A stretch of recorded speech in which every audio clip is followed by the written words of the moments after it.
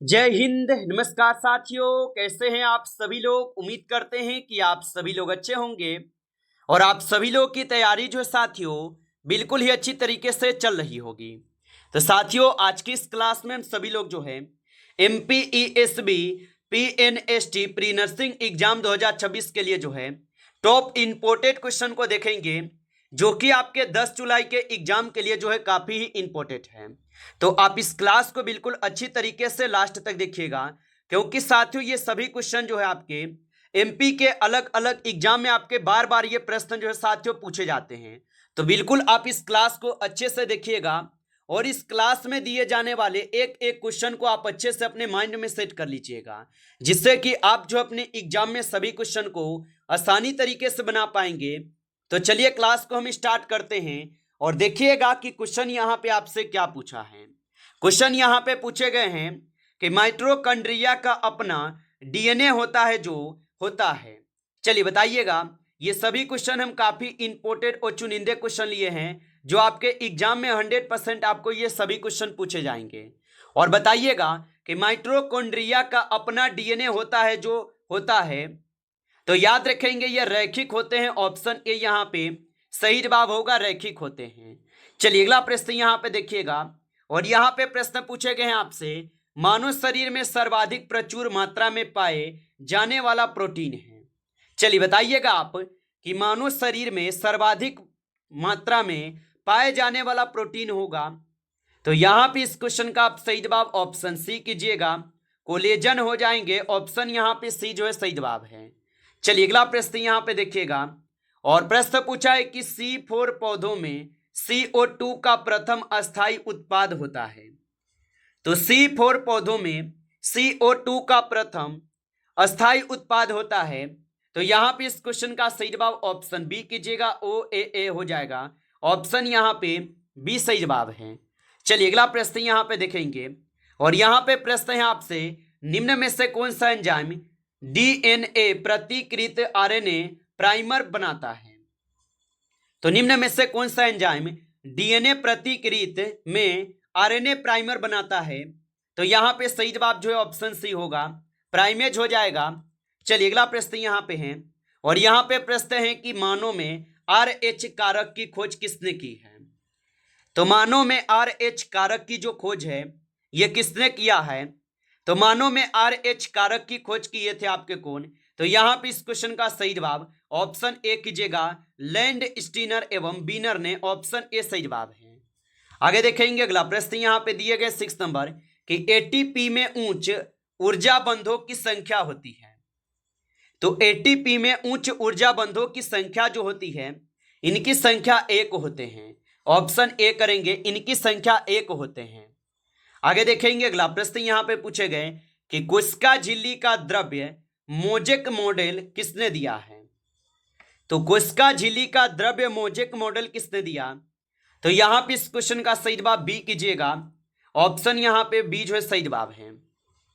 अगला प्रश्न यहाँ पे देखेंगे 8 क्वेश्चन है कि प्रकाश संश्लेषण में जल के फोटोलाइसिस की खोज की थी। तो प्रकाश संश्लेषण में जल के फोटोलाइसिस की खोज की थी। तो यहाँ पे सही जवाब ऑप्शन ए हील होगा। ऑप्शन ए सही जवाब है। चलिए अगला प्रश्न यहाँ पे है, मानव नेत्र में सर्वाधिक अपवर्तन कहाँ होता है। तो मानव नेत्र में सर्वाधिक अपवर्तन कहाँ होता है। तो यहाँ पे आप इस क्वेश्चन का सही जवाब ऑप्शन बी कीजिएगा, कॉर्निया में होते हैं। ऑप्शन आपका बी सही जवाब है। चलिए अगला प्रश्न यहाँ पे देखिएगा और यहाँ पे प्रश्न पूछे गए आपसे कि ऑक्सीजन की अनुपस्थिति में ग्लूकोज का अपूर्ण ऑक्सीकरण कहलाता है। चलिए बताइएगा आप। और आप अभी तक इस क्लास को लाइक नहीं किए तो साथियों एक बार इस क्लास को आप लाइक कर लीजिए। नए जुड़े हैं आप इस चैनल पे तो चैनल को सब्सक्राइब करके ऑल नोटिफिकेशन को ऑल पे दबा के जुड़ जाइए, जिससे कि जब भी कोई नई क्लास हो सबसे पहले क्लास का नोटिफिकेशन आपके पास जो है पहुंच सके। तो आप इस चैनल को सब्सक्राइब कर लीजिएगा और बताएंगे कि ऑक्सीजन की अनुपस्थिति में ग्लूकोज का अपूर्ण ऑक्सीकरण कहलाता है। तो यहाँ पे आप इस क्वेश्चन का सही जवाब बी कीजिएगा, किण्वन। ऑप्शन यहाँ पे बी सही जवाब है, किण्वन कहलाते हैं। चलिए अगला प्रश्न यहाँ पे देखेंगे। क्वेश्चन है कि निम्न में से कौन सा हार्मोन रक्त में ग्लूकोज स्तर बढ़ाता है? तो निम्न में से कौन सा हार्मोन रक्त में ग्लूकोज स्तर बढ़ाता है? तो यहाँ पे इस क्वेश्चन का सही जवाब ऑप्शन बी कीजिएगा। ऑप्शन यहाँ पे बी सही जवाब है। चलिए अगला प्रश्न यहाँ पे है, मानव शरीर की सबसे लंबी तंत्रिका है। चलिए बताइएगा आप यहाँ पे कि मानव शरीर की सबसे लंबी तंत्रिका हो जाएंगे। तो यहाँ पे आप इस क्वेश्चन का सही जवाब जो है ऑप्शन यहाँ पे सी कीजिएगा, साइटेनिक हो जाएंगे। ऑप्शन आपका सी सही जवाब है। चलिए अगला प्रश्न यहाँ पे देखेंगे और यहाँ पे प्रश्न है, जीवाणुओं में अनुवांशिकी पदार्थ होता है। तो जीवाणुओं में अनुवांशिकी पदार्थ होता है। तो यहाँ पे 30 नंबर क्वेश्चन का आप सही जवाब ऑप्शन सी कीजिएगा, डीएनए एवं आरएनए दोनों होता है। ऑप्शन सी कीजिएगा यहाँ पे। चलिए अगला प्रश्न यहाँ पे देखेंगे, 40 नंबर प्रश्न पूछे गए कि बोहर के अनुसार कोणीय संवेग होता है। तो बोहर के अनुसार कोणीय संवेग होता है। तो यहाँ पे इस क्वेश्चन का सही जवाब जो है ऑप्शन यहाँ पे बी करेंगे आप। ऑप्शन आपका यहाँ पे बी सही जवाब है। आगे देखेंगे अगला प्रश्न यहाँ पे दिए गए 50 नंबर, रासायनिक अभिक्रिया की दर बताइएगा आप कि रासायनिक अभिक्रिया का जो दर है बढ़ाने वाला पदार्थ कहलाता है।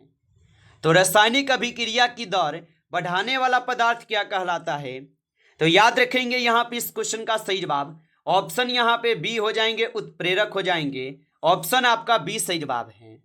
चलिए अगला प्रश्न यहाँ पे देखेंगे और यहाँ पे प्रश्न है कि शरीर में यूरिया का निर्माण कहाँ होता है? तो याद रखेंगे कि शरीर में यूरिया का जो निर्माण होते हैं ये यकृत में होते हैं। ऑप्शन यहाँ पे बी सही जवाब है, यकृत में। अगला प्रश्न यहाँ पे देखेंगे और यहाँ पे प्रश्न पूछे गए 70 नंबर कि डीएनए की प्रतिकृत होती है। तो डीएनए की प्रतिकृत होती है। तो यहाँ पे आप 70 नंबर क्वेश्चन का सही जवाब बी करेंगे। चलिए अगला प्रश्न यहाँ पे देखेंगे 80 नंबर कि सर्वाधिक विद्युत चालक धातु है। तो सर्वाधिक विद्युत चालक धातु जो है यहाँ पे हो जाएंगे आप सभी लोग का कौन? तो ऑप्शन यहाँ पे सी कीजिएगा, चांदी जो सर्वाधिक विद्युत चालक धातु है। चलिए अगला प्रश्न यहाँ पे देखेंगे और यहाँ पे प्रश्न है कि एटीपी का पूरा नाम है। तो याद रखेंगे कि एटीपी का जो पूरा नाम होगा ये आप सभी लोग का क्या होगा?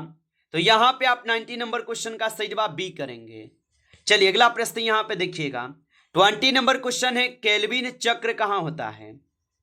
तो केल्विन चक्र कहाँ होता है? तो केल्विन चक्र होते हैं स्ट्रोमा में। ऑप्शन यहाँ पे बी कीजिएगा, सही जवाब स्ट्रोमा में होगा। चलिए अगला प्रश्न यहाँ पे देखेंगे, लोह और रक्त की नीति किसने जो है ना अपनाई है? तो लोह और रक्त की नीति किसने अपनाई? तो यहाँ पे आप 21 क्वेश्चन का सही जवाब ऑप्शन यहाँ पे आप लोग जो है ए करेंगे, बलवन। ऑप्शन ए कीजिएगा, सही जवाब बलवन होगा। चलिए अगला प्रश्न यहाँ पे है और यहाँ पे प्रश्न पूछे गए कि बाजार नियंत्रण नीति किसने लागू की है? तो बाजार नियंत्रण नीति किसने लागू की है? तो यहाँ पे 22 क्वेश्चन का सही जवाब जो है ऑप्शन यहाँ पे आप लोग बी करेंगे, अलाउद्दीन खिलजी। ऑप्शन यहाँ पे बी सही जवाब है। चलिए अगला प्रश्न यहाँ पे देखेंगे और यहाँ पे प्रश्न पूछे गए, विजयनगर साम्राज्य की स्थापना जो है किसने की है? तो विजयनगर साम्राज्य की स्थापना किसने की?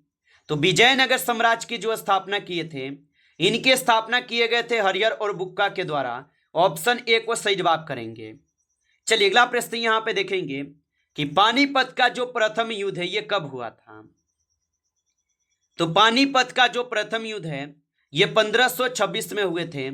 ऑप्शन ए यहाँ पे सही जवाब है। और पानीपत के कुल 3 युद्ध हुए हैं, जिसमें पहला युद्ध 1556 में हुआ, दूसरा 1556 में और तीसरा 1761 में हुए। चलिए अगला प्रश्न यहाँ पे है और यहाँ पे प्रश्न है कि बाबरनामा किस भाषा में लिखी गई है? तो बाबरनामा किस भाषा में लिखे गए? तो बाबरनामा लिखे गए हैं आपके किस में? तो यहाँ पे इस क्वेश्चन का आप सही जवाब सी करेंगे, तुर्की में। ऑप्शन आपका सही जवाब है। चलिए अगला प्रश्न यहाँ पे देखेंगे कि अकबर का राजस्व मंत्री कौन था? तो अकबर का राजस्व मंत्री जो है यहाँ पे टोडरमल था। ऑप्शन ए कीजिएगा, सही जवाब टोडरमल हो जाएंगे। अगला प्रश्न देखिएगा, प्रश्न पूछे गए कि दीन ए इलाही की स्थापना किसने की है? तो दीन ए इलाही की जो स्थापना की है इनके स्थापना किए गए थे आपके अकबर के द्वारा। ऑप्शन आपका बी जो है यहाँ पे सही जवाब है, अकबर के द्वारा। अगला प्रश्न यहाँ पे देखिएगा, प्रश्न पूछे गए कि ताजमहल का निर्माण जो है किसने कराया। तो ताजमहल का निर्माण किसने करवाया था? तो ताजमहल का निर्माण करवाए गए थे आपके शाहजहां के द्वारा। ऑप्शन आपका जो है सही जवाब है, शाहजहां के द्वारा करवाए गए। चलिए अगला प्रश्न यहाँ पे देखिएगा, और यहाँ पे प्रश्न है कि शिवाजी का राज्याभिषेक कहाँ हुआ। तो शिवाजी का जो राज्याभिषेक होता है, इनका राज्य अभिषेक होता है रायगढ़ में। ऑप्शन ए यहाँ पे सही जवाब है, यहाँ पे रायगढ़ में होता है। कब होता है? तो 1664 में इनका राज्याभिषेक होता है। चलिए अगला प्रश्न यहाँ पे देखेंगे, और यहाँ पे प्रश्न है हिंदवी राजस्व का विचार किससे जुड़ा है। तो हिंदवी राजस्व का जो विचार है ये किससे जुड़ा हुआ है? तो ये शिवाजी से जुड़े हैं। ऑप्शन यहाँ पे बी कीजिएगा आप, सही जवाब शिवाजी से जुड़े हुए हैं।